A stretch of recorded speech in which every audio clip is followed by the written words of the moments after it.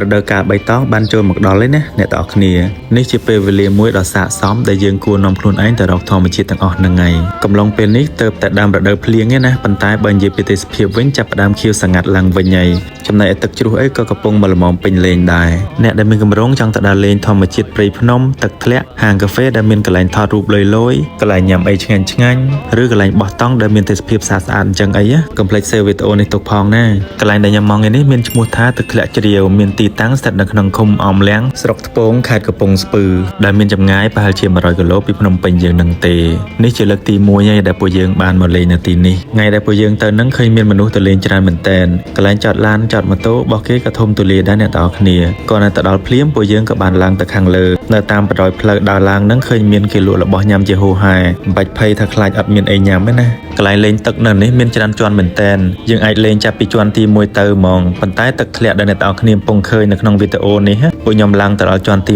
7តាមផ្លូវដែលទៅនឹងទេសភាពស្អាតតែរៀងពិបាកឡើងបន្តិចដោយសារតែយើងត្រូវដើរឡើងភ្នំចុះភ្នំរុកព្រៃដោយតែអ្នកទាំងអស់គ្នាបានឃើញអញ្ចឹងពេលយើងឡើងទៅរៀងហត់បន្តិចមែនប៉ុន្តែនៅពេលដែលទៅដល់ភាពនេះហត់ទាំងប្រមាណរសាត់បាត់ទៅតាមទឹកហ្មងអត់ស្ដាយកម្លាំងដែលយើងខំដើរឡើងមកនឹងទេដោយសារតែយើងបានឃើញសម្រស់ទឹកធ្លាក់ធម្មជាតិដ៏ស្អាតមួយនៅចំកណ្ដាលព្រៃហើយហុំព័ទ្ធទៅដោយដើមឈើតូចធំពណ៌បៃតងខ្ចីព្រមទាំងមានបរិយាកាសស្រស់ស្រាយត្រជាក់ស្រេបហ្មងជាពិសេសនៅពេលដែលយើងមកដើមរដូវភ្លៀងអញ្ចឹងទឹកធ្លាក់អត់សូវខ្លាំងពេកងាយស្រួលក្នុងការលេងយើងអាចអង្គុយឈិលញ៉ាំអីជុំគ្នាហើយបើបានញ៉ាំជាមួយកែងស្បឺកចេះទៀតកាន់អែមមែនតែនអ្នកខ្លះចុះងូតទឹកលេងអង្គុយ enjoy ជាមួយនឹងធម្មជាតិស្ដាប់សំឡេងទឹកធ្លាក់ដែលប៉ះជាមួយនឹងផ្ទាំងថ្មហើយមានចំហាយទឹកបក់មកប៉ះខ្លួនយើងធ្វើឲ្យមានអារម្មណ៍ថាស្រស់ស្រាយត្រជាក់ស្រួលខ្លួនបាត់អស់រាល់ទុក្ខកង្វល់ផ្សេងបើអ្នកទាំងអស់គ្នាបានមកដល់ទឹកធ្លាក់ជ្រាវហើយកុំភ្លេចឈានចូលទៅលេងរសាត់កាហ្វេផងណាដោយសារតែវានៅផ្លូវជាមួយគ្នានៅនេះគេរៀបចំបានស្អាតមែនតែនទីធ្លាធំទូលាយវាលស្មៅបៃតងខ្ចី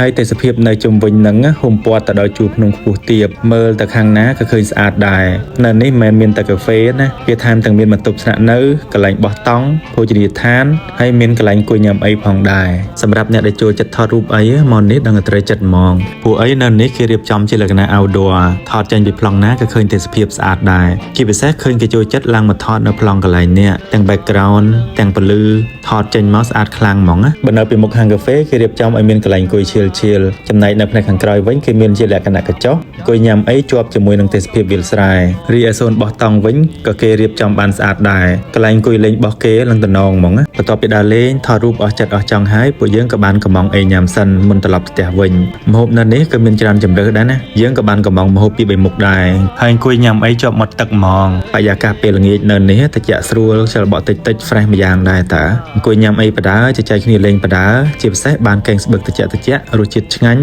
ស្រាលស្រួលលេបកាន់តែធ្វើឲ្យបរិយាកាសល្អថែមមួយកម្រិតទៀតអញ្ចឹងបើណាគេមានកម្រងចង់ដើរលេងមើលទេសភាពព្រៃភ្នំទឹកធ្លាក់ហាងកាហ្វេដែលមាន view ភ្នំព័ទ្ធជុំវិញឬចង់បោះតង់ជុំមិត្តភ័ក្តិអីកុំភ្លេចមកនេះអ្នកទាំងអស់គ្នាដោយសារតែទេសភាពស្អាតបរិយាកាសល្អហើយធ្វើដំណើរពីភ្នំពេញប្រហែលជា2ម៉ោងអីទេអរគុណសម្រាប់ការមើលដល់ចប់ថ្ងៃនេះមានតែប៉ុណ្្នឹងទេជួបគ្នាវីដេអូក្រោយទៀតបាយបាយ